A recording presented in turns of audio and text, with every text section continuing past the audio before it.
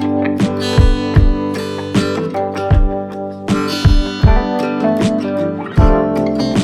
and subscribe for more educational content.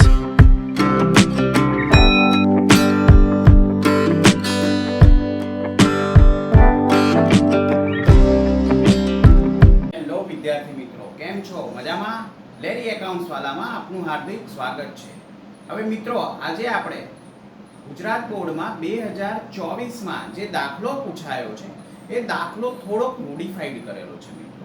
એટલે ચોપડીમાંથી as it is દાખલો આપવામાં આવ્યો નથી, પણ તેનાથી મળતો ખાલી રકમો ચેન્જ હોય એવો એક દાખલો મેં શોધી નાખ્યો છે અને એ દાખલો આજે આપણે ગણવા જઈ રહ્યા છે મિત્રો. આ બહુ જ અગત્યનો દાખલો છે. કદાચ એવું બની શકે કે આનાથી અઘરો દાખલો આજ સુધી ગુજરાત બોર્ડમાં પૂછાયો નથી, એટલે એ દાખલાને આપણે બહુ જ વ્યવસ્થિત રીતે કમ્પ્લીટ કરીએ. તો ચલો મિત્રો, આજે આપણે દાખલાની શરૂઆત કરીએ. દાખલા નંબર 14 છે, તમારી ચોપડીમાં આપેલો છે દાખલા નંબર 14. હવે તેમાં 3 ભાગીદારો છે, ચિરાગ, જીગર અને કેશવ. 3:2:1 ના પ્રમાણમાં નફો નુકસાન વહેંચે છે. હવે મિત્રો, તમને ખ્યાલ છે કે આપણે જે મેથડ છે આપણી, તો સૌપ્રથમ આપણે ટીક કરી લઈએ. તો ટીક કરી લઈએ. જમીન મકાન 20% થી વધારવી, તો મિત્રો જમીન મકાનમાં ટીક કરી દઈએ. યંત્રોની કિંમતમાં 90% સુધી ગણવી, તો યંત્રોને પણ આપણે ટીક કરી દઈએ. રોકાણોની બજાર કિંમત ચોપડે કિંમતના 150% છે, તો રોકાણોમાં પણ મિત્રો ટીક કરી દઈએ. દેવાદારો પર ધાલખાદ અનામત 5% ઘટાડવાની છે, મિત્રો એ પણ આપણે જોઈ લઈએ. તો દેવાદારોને અને ધાલખાદ અનામતને ટીક કરી દઈએ. પેઢીની પાઘડી 36,000 નક્કી કરવામાં આવી છે, તો મિત્રો નવી પાઘડીની કિંમત તમને આપી દીધી છે 36,000 રૂપિયા. એક કર્મચારીને રૂપિયા 2,000 પગાર ચૂકવવાનો બાકી છે, તો મિત્રો અહીંયા આપણે હવાલાને ટીક કરીશું. હવાલાને ટીક કરી દઈએ. હવે ચિરાગ અને જીગર એટલી રોકડ પેઢીમાં લાવશે કે જેથી કેશવની લેણી રકમ ચૂકવાઈ જાય અને પેઢીમાં રૂપિયા 14,000ની કાર્યશીલ મૂડી માટે સિલક રહે અને નવી પેઢીમાં નવી મૂડી તેમના નફા નુકસાનના પ્રમાણમાં થાય. મિત્રો આ મુદ્દો સૌથી અગત્યનો મુદ્દો છે. આને આપણે જો ધ્યાનથી સમજી લઈશું તો આ દાખલો આપણા માટે ખૂબ જ સરળ બની જશે. તો મિત્રો આપણે દાખલાની શરૂઆત કરીએ. તો સૌ પ્રથમ આપેલું છે મૂડી. તો ચિરાગ, જીગર અને કેશવની મૂડી તમને આપેલી છે. તો એ મૂડી સૌ પ્રથમ આપણે બાકી આગળ લાવ્યા. મિત્રો બાકી આગળ લાવ્યા છે આપણી 30,000, 20,000 અને 10,000. હવે મિત્રો સામાન્ય અનામત તમને 6,000 રૂપિયા આપેલું છે. તો મેં તમને કાલે જ શીખવાડ્યું હતું કે જે નફા નુકસાનના પ્રમાણમાં વેચવું હોય તો એને આપણે શું કરીશું, જે સામાન્ય અનામતની 6,000ની રકમ છે એને 6 વડે ભાગી દઈશું. 3 + 2 + 1, 6 વડે ભાગી દઈશું એટલે આપણને 1,000 મળશે. પછી એને દરેક ભાગીદારના ભાગ સાથે આપણે ગુણાકાર કરી દઈશું એટલે તરત આપણને રકમ મળી જશે. તો મિત્રો અહીંયા સામાન્ય અનામત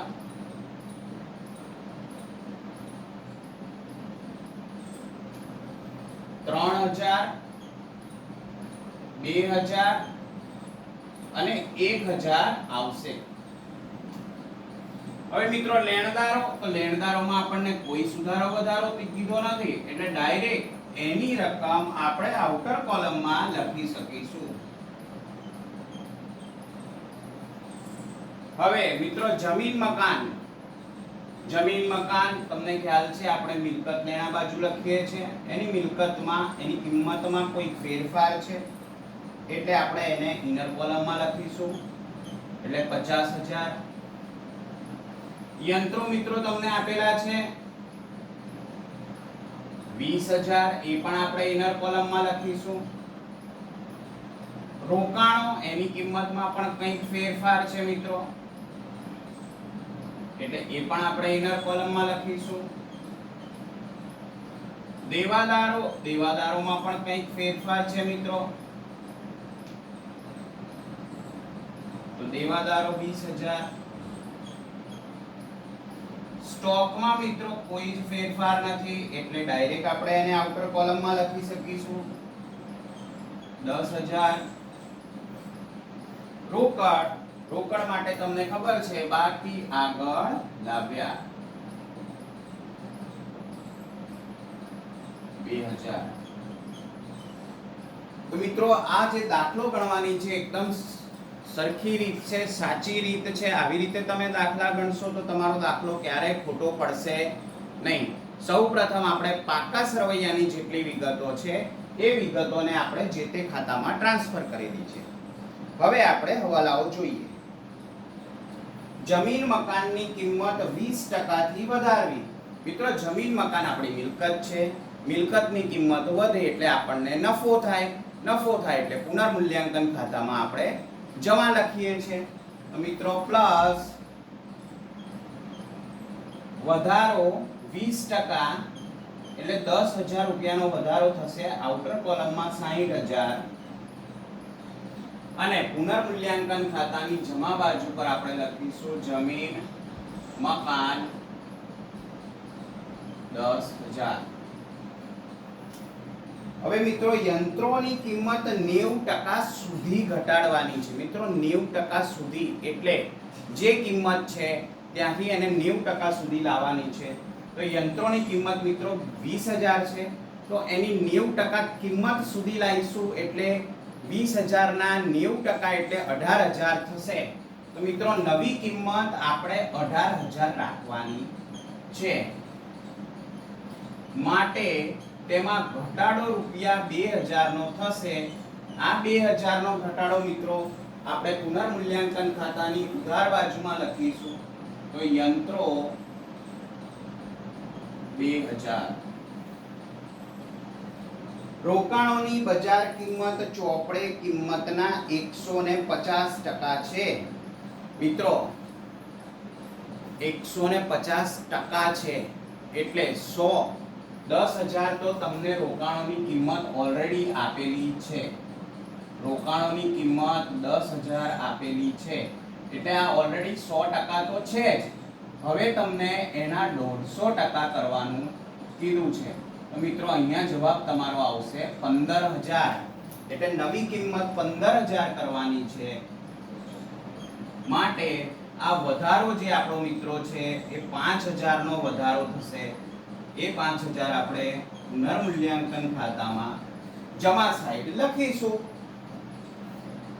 મિત્રો રોકાણો 5,000 નો વધારો છે તો 5,000 જમા સાઈડ. હવે દેવાદારો પર ધાલખાત અનામત 5% થી ઘટાડવાની છે. મિત્રો એટલે દેવાદારો પર હવે 5% ધાલખાત અનામત રાખવાની છે. તો મિત્રો ધાલખાત અનામત 2,000 રૂપિયા આપણી પાસે છે. 20,000 ના 5% એટલે 1,000 રૂપિયા થાય. ધાલખાત અનામત 2,000 છે એટલે 1,000 નો વધારો છે. એ વધારો આપણે પુનર્મૂલ્યાંકન ખાતામાં જમા બાજુ લખીશું. તો માઈનસ ધાલખાત અનામત હવે આપણે 5% રાખવાની છે. માટે 1,000 બાદ કરીશું, આઉટર કોલમમાં લખીશું 19,000.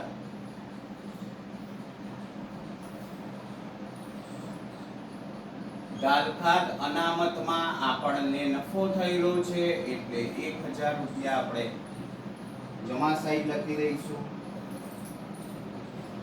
હવે પાઘડીની કિંમત 36,000 નક્કી કરવામાં આવી છે. તો મિત્રો અહીંયા તમારે ચિરાગ કેશવ નિવૃત્ત થાય છે. હવે ચિરાગ અને જીગરના નવા નફા નુકસાનના પ્રમાણ વિશે કોઈ જ ચર્ચા કરી નથી. માટે તે લોકો જૂના પ્રમાણમાં નફો નુકસાન વહેંચશે. મિત્રો આ રીતે આપણે દાખલો ગણીશું. તો હવે વર્કિંગ નોટ નંબર 2, નવી પાઘડી. મિત્રો 36,000 ની તમને આપેલી છે. તો કેશવના ભાગની પાઘડી, કેશવની પાઘડી મિત્રો કેટલી થાય? તો તેના નફા નુકસાનના પ્રમાણમાં થાય. 36,000 ગુણ્યા 1 ભાગ્યા 6 એટલે કે 6,000 તેની પાઘડીની કિંમત આવશે. હવે આપણે જે જૂના ભાગીદારો છે તેનો લાભનું પ્રમાણ શોધી નાખીએ. લાભ એટલે નવું પ્રમાણ માઈનસ જૂનું પ્રમાણ. હવે ચિરાગ અને જીગર.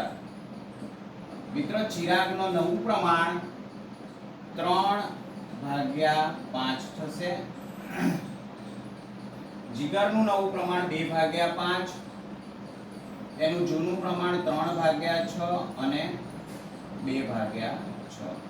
તો અહીંયા લસા 30 લઈ લઈશું. 6 તરી 18 અને 5 તરી 15 એટલે 3/30.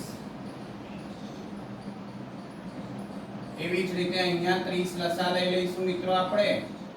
તો 6 દુ 12 અને 5 દુ 10 એટલે 2/30. તો અહીં ચિરાગ અને જીગર જે છે તેમનું લાભનું પ્રમાણ મિત્રો 3/2 આવ્યું છે. અહીં લાભનું પ્રમાણ કેટલું આવ્યું છે મિત્રો? 3/2. હવે આ જે કેશવના ભાગની પાઘડી છે ₹6,000 એ ચિરાગ અને જીગર ચૂકવશે. કોને ચૂકવશે મિત્રો? તો ઓબવિયસ છે કેશવને ચૂકવશે. બરાબર. તો 6,000 ને 3/2 ના પ્રમાણમાં વેચવાથી આપણને રકમ મળશે 3600 અને 2400. તો ચિરાગના મૂડી ખાતે ઉધાર 3600,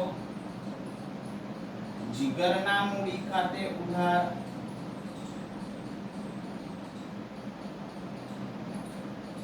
2400 અને તે કેશવના મૂડી ખાતે મિત્રો 6,000. હવે ચિરાગ અને જીગરના મૂડી ખાતે આપણે લખી દઈશું મિત્રો કેશવના મૂડી ખાતે ચિરાગ અને જીગર અને કેશવ. તો ચિરાગના મૂડી ખાતામાં મિત્રો આપણે 3600 ની રકમ લખીશું.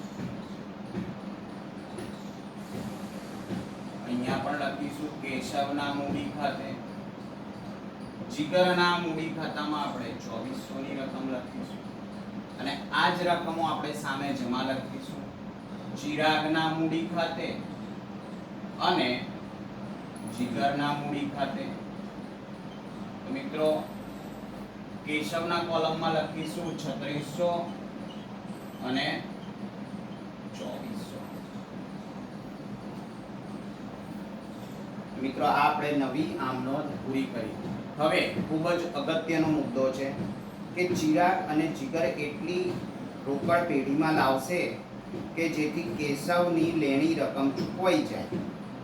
તો મિત્રો અહીંયા એક કર્મચારીને 2000 પગાર ચૂકવવાનો બાકી છે. તો મિત્રો પગાર ચૂકવવાનો બાકી આપણા માટે ખર્ચ કહેવાય.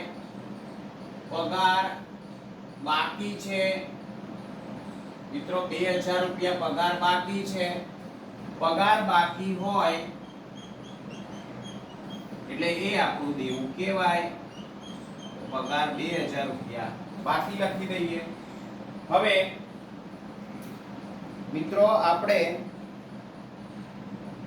ચિરાગ અને જીગર એટલી રકમ રોકડ પેઢીમાં લાવશે કે જેથી કેશવની લેણી રકમ ચૂકવાઈ જાય.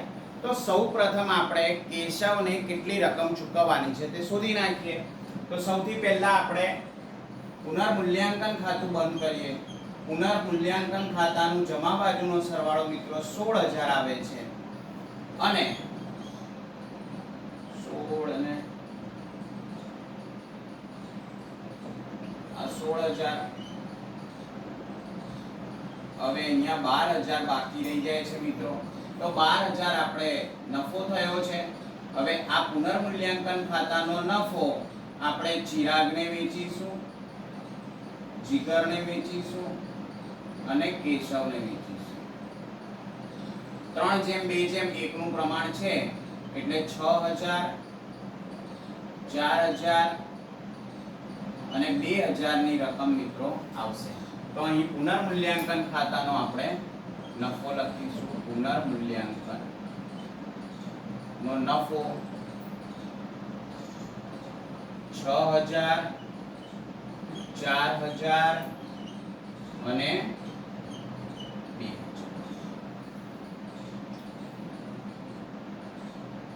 હવે મિત્રો આપણે કેશવને ટોટલ અહીંયા સરવાળો 19000 રૂપિયા થાય છે એટલે 19000 રૂપિયા તેને ચૂકવવાનું છે. તો એ 19000 રૂપિયાની રકમ આપણે અહીંયા રોકડ ખાતે લખીશું. મિત્રો આ આપણે રોકડ ખાતે લખી દીધું. હવે 19000 રોકડા ચૂકવવાના છે. તો કેશવના મૂડી ખાતે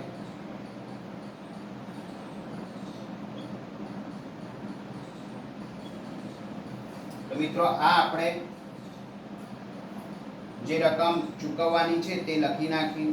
હવે એમ કહે છે કે પેઢીમાં 14000 ની કાર્યશીલ મૂડી માટે શિલ્લક રહે તેવી રીતે ચિરાગ અને જીગર રોકડ રકમ લાવશે અને નવી પેઢીમાં તેમનું નફા નુકસાનનું પ્રમાણ નવી મૂડી પ્રમાણે થવું જોઈએ. તો મિત્રો અહીંયા આપણે 14000 રૂપિયા રોકડ રાખવાની છે ધંધામાં.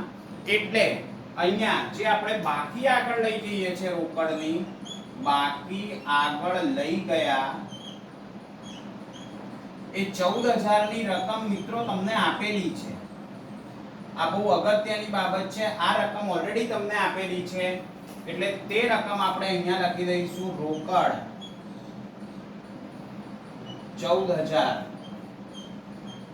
એટલે આ દાખલામાં મિત્રો પહેલા આપણે પાકું સરવૈયું બંધ કરીશું, તફાવત શોધીને અને જે કન્ટિન્યુ ભાગીદારો છે તેમની આપણે મૂડી શોધીશું. તો અહીંયા પહેલા આપણે જમા બાજુનો સરવાળો કરી લઈએ.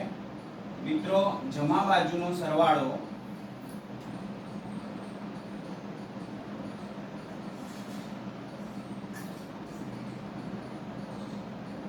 $14000 વત્તા 60000 વત્તા 18000 વત્તા 15000 વત્તા 29000. મિત્રો 1,36,000 અહીંયા એનો સરવાળો થાય છે. 1,36,000 અહીંયા 1,36,000 સરવાળો થાય છે. એટલે આ જે તફાવતની રકમ હશે તે ચિરાગ અને જીગરની મૂડી હશે. મિત્રો ચિરાગ અને જીગર એમની મૂડી હશે. તો મિત્રો તફાવતની રકમ 1,36,000 માઈનસ 46,000 એટલે 90,000 રૂપિયા આવે છે. હવે આ 90,000 તેમણે તેમના નફા નુકસાનના પ્રમાણમાં રાખવાની છે. મિત્રો તેમનું નવું નફા નુકસાનનું પ્રમાણ તમને ખ્યાલ છે કોઈ વિગત આપેલી નથી એટલે આપણે નવું 3:2 ધારી લઈશું.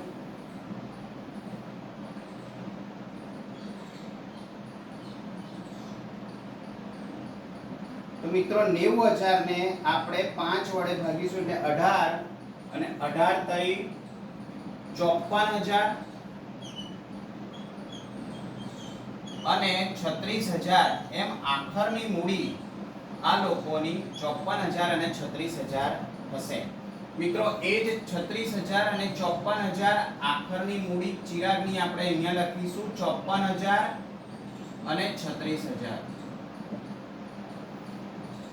આ મિત્રો બાકી આગળ લઈ ગયા. આ દાખલો ઊંધેથી ગણવાનો છે મિત્રો. અહીંયા પાકા સરવૈયાનો સૌપ્રથમ સરવાળો કરીને અને પછી આપણે ઊંધેથી મૂડી ખાતામાં આવીશું. જનરલી સમમાં શું થતું હોય છે કે મૂડી ખાતામાંથી આપણે બાકી શોધીએ અને પાકા સરવૈયામાં લાવતા હોઈએ છીએ. પણ આ દાખલામાં પહેલું પાકું સરવૈયું બંધ કરવાનું છે. એનું કારણ છે, એક શબ્દ આપેલો છે કાર્યશીલ મૂડી 14000 રાખવાની છે. એટલે રોકડનું બેલેન્સ તમને છેલ્લું બેલેન્સ આપી દીધું છે. એ પ્રમાણે આપણે વિગતો એડજસ્ટ કરવી પડશે. હવે મિત્રો ઓલરેડી ચિરાગ અને જીગર કેટલી રોકડ લાવી એ આપણે હવે ગણવી પડશે. મિત્રો તમને ખ્યાલ છે 30 ને 39000 ચિરાગની જમા બાજુનો સરવાળો થાય છે અને 59600 એ ઉધાર બાજુનો સરવાળો થાય છે. એટલે આને રોકડ રકમ લાવવી પડશે. મિત્રો કેટલી રોકડ રકમ લાવવી પડશે એ આપણે શોધી નાખીએ. તો 54000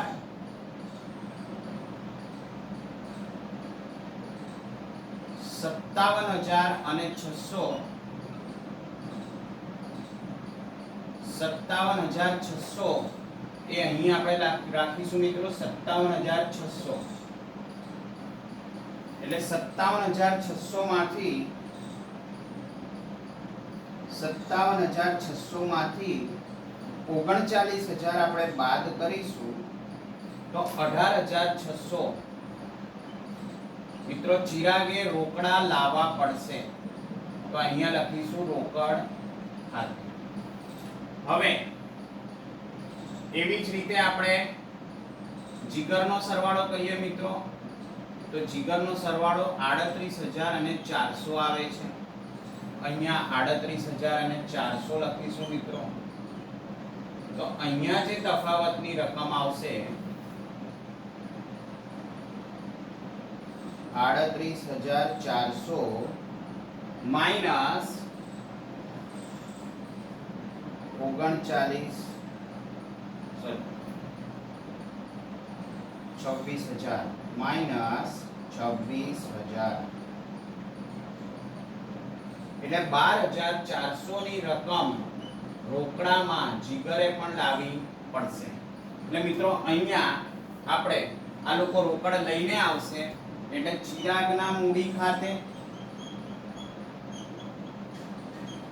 અને જીગરના મૂડી ખાતે 18600 અને 12400. મિત્રો આનો જે રોકડ ખાતું છે એનો સરવાળો તમારો 33000 રૂપિયા 33000 રૂપિયા થશે. એની ક્રોસ ચેક કરી લઈએ. 18 ને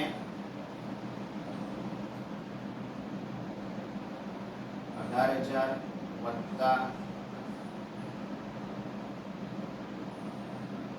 18600